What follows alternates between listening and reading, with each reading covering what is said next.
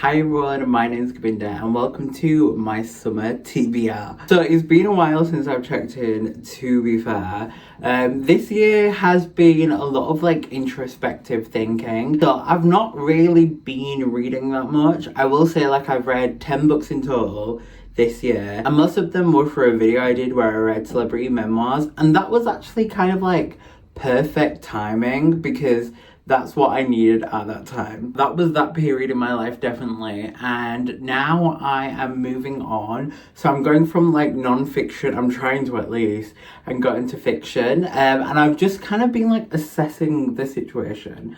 So I'll talk about that journey in the books that I'm going to talk about. So first things first, it is summer, like I've said before. I have been living it up this summer a little bit. So I've been really taking time out to enjoy being outside because I am someone who spends most of my summers either working very intensely or inside. So I have taken time out this summer. I have gone on holidays. I went to Marbella recently, which was lovely because it was sunny and it was my first non-work trip out the country since the pandemic levato. I don't know if that made any sense. None of those words were in the Bible. I'm just living life. You can tell by my Hawaiian shirt. You can tell by this I bought in the markets, by my broken Spanish. Just living that life. Taking time out to sit outside and reconnect with nature. I have been reading outside, and one of the books I've been reading outside is The Loves and Lies of Roxana Ali by Sabina Khan. Now, there might be one or two people, but if anyone remembers 2019, 2020 me, I bought this in 2019 when I was at university. I always remember where I buy my books from, which is such a niche thing to do. With my clothes and my books, I can tell you exactly where I got it from or who is the friend that I stole it from. But with this one, I bought it at university. I was just getting into reading really, and I saw this on someone's YouTube channel, I'm sure, and I bought this and I picked it up at university. And then when I ended up moving back home and really getting into reading, this was just one that fell in the back of my bookshelf. But I recently have been going through all my stuff and seeing where I can cut waste. So there's loads of hoarding things that you have, clothes you don't wear, and I found this. So I have been reading this, and I am on, I've dog-eared the page. I am on page 185 out of 330. So this one I like reading it because it's really interesting plot line. She's in Bangladesh right now, and the way I am rooting for this girl, I am this is my mission impossible because she wants to break out of Bangladesh, and I'm do it, go to university, if that's your goal, do that. But I'm really invested in this book, but I love taking my time with this because then it kind of gives me the opportunity to digest it. And I will say, with books that I've had that kind of break in reading where you feel kind of you've grown up with the main character, it is an elite experience. So that's the one that I'm reading at the moment. Another one that I'm reading at the moment is a book called High Functioning by Dr. Judith Joseph. And that's very much in the vein of the books that I've been reading. I would say maybe the non-fiction books from the last year, where it's kind of a scientific book, but it's also a self-development book at the same time. I find that very interesting because it helps manage kind of the traits that productive people have, where the production is coming at a place that's really detrimental. So when it falls off, it's hard, which I mean I can say I've experienced myself.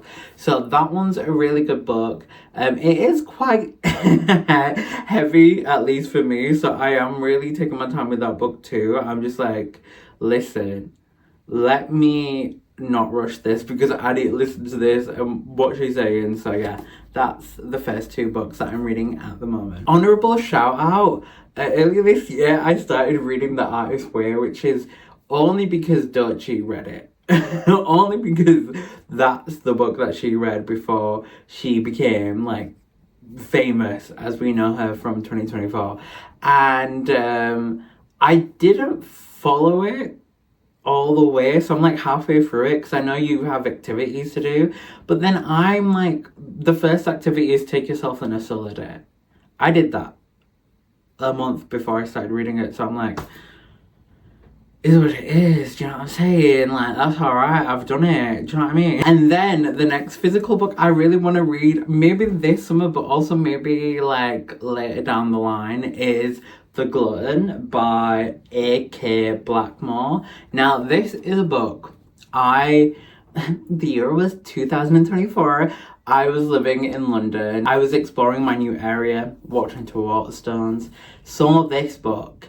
And now the cover is quite beautiful. It intrigued me. It intrigued me because I couldn't tell if it was a classic, if it was a new book, if it was a new cover. So I started to read the back of it. And now the back of it got me because this is what I like that kind of twisted aspect. I didn't buy it straight away, but then I was talking to someone about it and I was like, I couldn't make out if he's actually like eating people or if it's a metaphor, or if like, I just don't get it. So that really intrigued me. It's about the Russian Revolution, that time period, and this guy is eating people, and he's like he's on a tour of France. Marie Antoinette is in Versailles. It's a bit like weird, but I love those books. Like last year I read, I want to say Night Bitch. Yeah, that's the name of the book. And that was so weird that I loved it. Like, I like stuff like that sometimes. It's the Scorpio moon in me, I guess. But this is my next one. Okay, so the next ones are audiobooks. So I'm going to be looking over here. So the next one is Girl, Woman, Other by Bernardine Evaristo. And I tried to do a video where I read Bernardine Evaristo books because I had a friend, Tyler, first shout out the video, well done, who recommended this to me. He recommended her as an author, but especially Mr. Loverman, which I ended up reading this year. And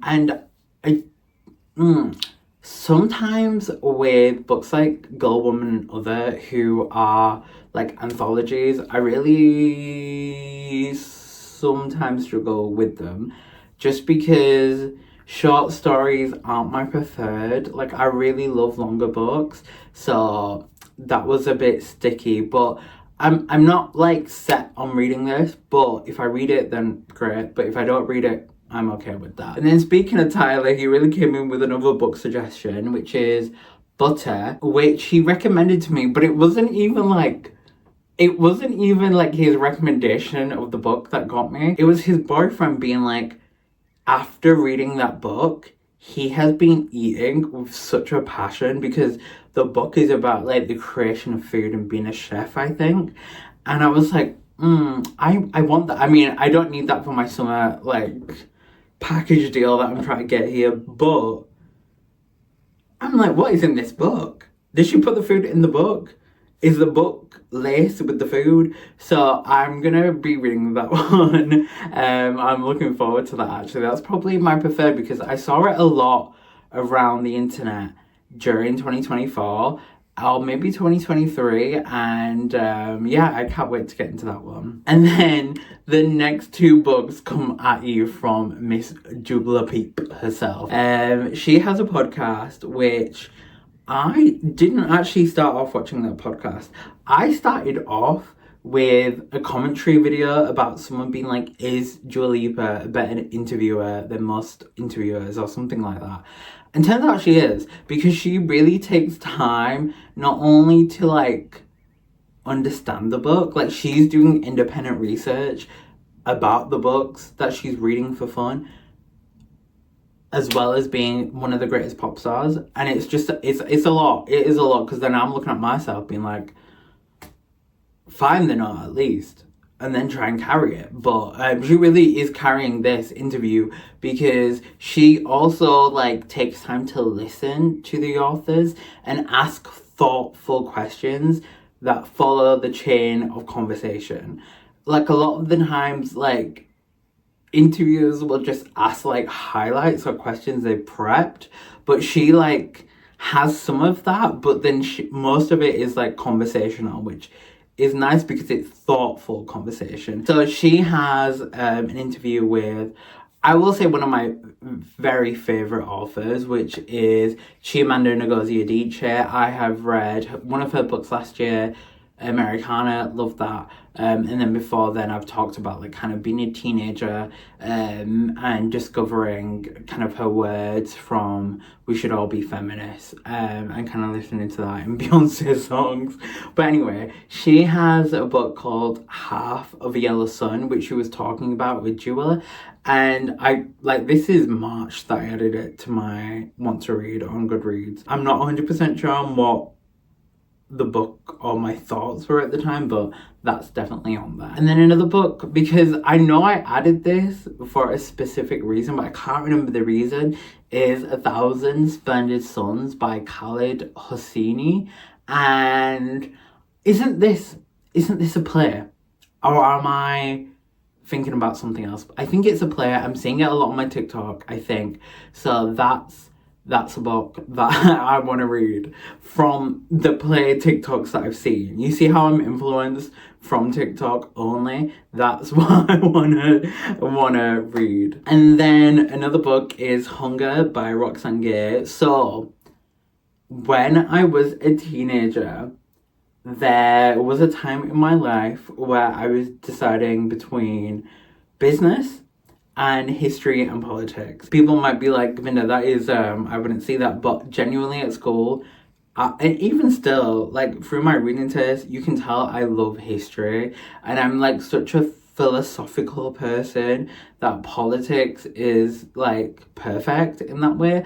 But there was a Roxane Gay quote I saw somewhere, and I believe it's from Roxane, but it might be from someone else because I'm talking about maybe 8 years ago, and it was a wild 8 years. So there's a quote where it's like, I have too many opinions to be in politics. And I think that's very true, because the whole point of being a politician is being very like tactical in like maneuvering around things. And if someone asks me a question, I'm answering the question, you know, like how politicians like go around it. So I did say I want to leave behind the world of non-fiction books that I've been reading, but Hunger by Roxane Gay is a book I have been meaning to read for a while, so that's one I'm going to try and read this summer. And then this book, I was actually recommended 2 books by ChatGPT. What books do you think I'll enjoy reading? Because I was in a bit of a reading slump, in the way that I wasn't actively like prioritizing reading. So I wasn't like, shame on you, you can't read a book, you can't listen to an audiobook. But I was also like, oh, this is something that I like, but I'm not tired in a while. So what does ChatGPT think? And it gave me 2 book recommendations. So the first is The Alchemist, which is a very popular book. I've seen it like on the internet quite a bit. And the second one I hadn't heard of. So On Earth We're Briefly Gorgeous, which from my understanding is a book in letters. And I think that's quite beautiful. Because I think this is a person writing letters to their mum or their mother. And I think like there's so much that like in the means of formal conversation you can say to someone when you like know that person is not either in front of you or on a phone line, so it's not happening in the moment. I think that allows space for transparency that you can't have maybe through verbal communication, because in that it's a shared experience and it's a shared environment that you might be like, I don't want to say something that will make this environment maybe confrontational or maybe somewhere where I feel vulnerable, but you can put that in a letter. So I think that's very beautiful. Also, I love books sometimes that will follow a different format than being in prose. So something like some of the YA books I've read are in text messages. Evidence of the Affair that I read in 2024, maybe. Yeah, 2024. That was written in emails or letters. And I read another book. I can't remember what it was called now. That was written in emails. It was a very short book. It was something that I think I picked up just to reach my reading goal at the end of 2023. And I actually did end up really liking it. It was like an Audible original or something. And that was beautiful actually, because it was formatted around someone sends the wrong email to the wrong person, but it ends up they're like falling in love. So that was quite cute. But with this one, I think the letters will be quite nice, because also I think this will be quite nice because the letters, or like even like journaling, I'm someone who like journals, and I think sometimes that will let you be a person that speaks to a different version of the person that you want to speak to. So then you're able to have a different relationship, and sometimes that relationship is a little bit more than the actual relationship with the real life person. So that's very cute. So yeah, I'm looking forward to that one. And from the way that I spoke about it, it might be a 5 stars from that. And I also have given out so many 5 stars this year. This calendar year is what I was going to say, that I'm like, whoa, because a lot of the memoirs that I ended up reading were 5 stars, and it was like memoirs of celebrities that I was like, oh, akin to. So like Paris Hilton, grew up with her. Viola Davis, grew up with her. My teenage years, How to Get Away with Murder, loved that. And Cher, I give that 5 stars. Julia Fox, me and her, very similar vibes, I guess. So, and that was very, very applicable to my life. Like, I remember one quote from there. It's called Down the Drain, the book.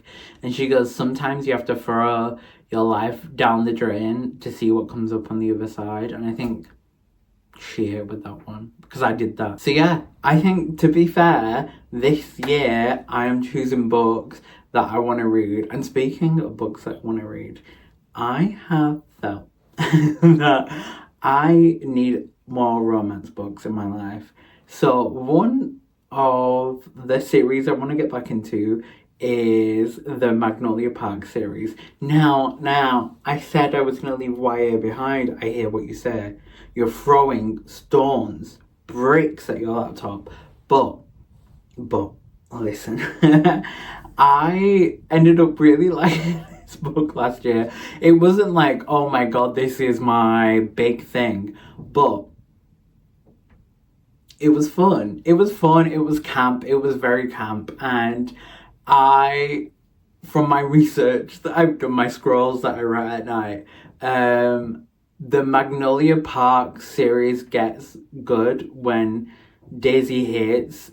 It's from her perspective. So this book, you've got like every other book is written from a different perspective, and it goes between Magnolia Parks and Daisy Hates. So the first book was from Magnolia Parks, which, girl, get up. Please get up. But then Daisy Hates, I don't know anything about her. There was like the Hates brothers spoke about in the first book. So she's their sister. So anyway, I want to get into that. And then another author I want to pick up again is Hannah Grace. So she wrote Icebreaker that I read in 2024. And the book was like a lot of smut, and I don't read smut, so that was a lot for me. But